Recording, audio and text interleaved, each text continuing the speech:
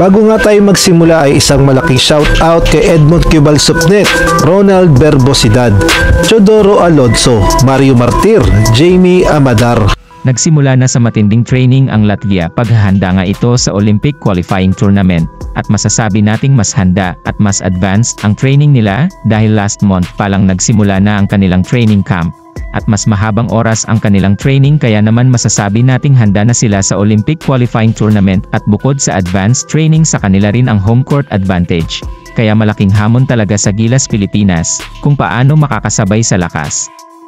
ng Latvia dahil alam naman natin lahat na sobrang ikli lang ng naging practice ng Gilas at halos simula pa lang ng kanilang training camp na tatagal lamang ng 10 days. At kung ating makikita ang practice ng Latvia ay sa mismong court na gagamitin sa magiging laban sa Gilas. Kaya naman mas nakakabisado ng Latvia ang court na gagamitin kaya naman maraming nagsasabi na suntok na lang sa buwan kung manalo ang Gilas dahil nasa Latvia na lahat ang advantage laban sa Gilas Pilipinas. At sa mga players pa lang lamang na rin ang Latvia dahil mga ex-NBA players ang mga players ng Latvia. At kung kayo ang tatanungin ilang percent kaya ang chance ng Gilas Pilipinas manalo sa Latvia maari kayong magbigay ng opinion sa comment section. Samantalang sa kabila nga ng magandang training ng Latvia, kabaligtaran naman ito sa Gilas Pilipinas, binabatikos kasi ngayon si Coach Tim Cone dahil hindi daw tinutukan ang practice ng Gilas at kulang sa preparation ayan din ang binabatikos ng sports writer na si Homer Sison na binigyan daw ng 156 days si Coach Tim, ngunit hindi daw ito nag-set ng practice tapos ngayong gahol na sa oras saka lang may practice ang Gilas.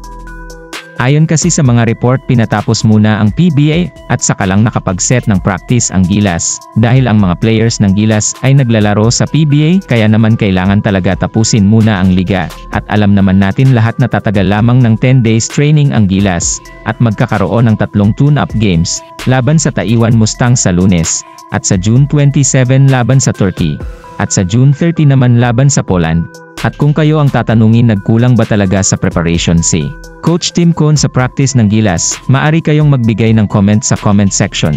At ito pa pala ang matinding tanong kung sasapat na ba ang 10 days practice at 3 tune-up games upang paghandaan ng Gilas ang Olympics qualifying tournament. Kung sa team chemistry wala na sigurong problema dahil magkakasama na ng matagal ang mga Gilas players maliban na lang sa mga bagong Gilas na kailangan pa mag-adjust sa sistema ni Coach Tim Cone na gaya na lamang ni Kevin Kiambao at Mason Amos.